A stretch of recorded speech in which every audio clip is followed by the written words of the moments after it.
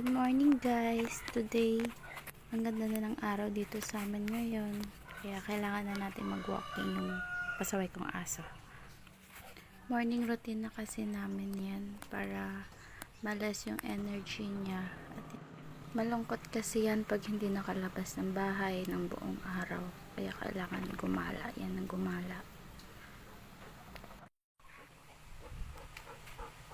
Buksan mo na!